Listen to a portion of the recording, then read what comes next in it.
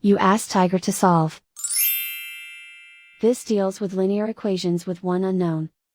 The final result is x equals 5/8. Let's solve it step by step. Simplify the expression. Expand the parentheses. Multiply the coefficients. Simplify the arithmetic. Swap sides.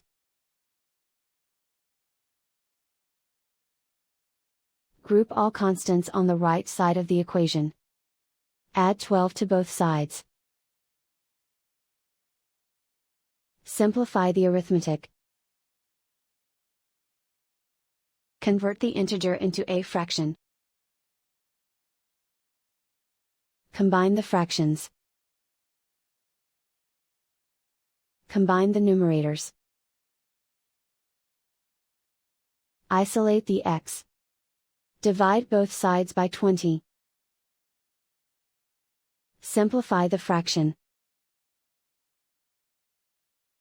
Simplify the arithmetic.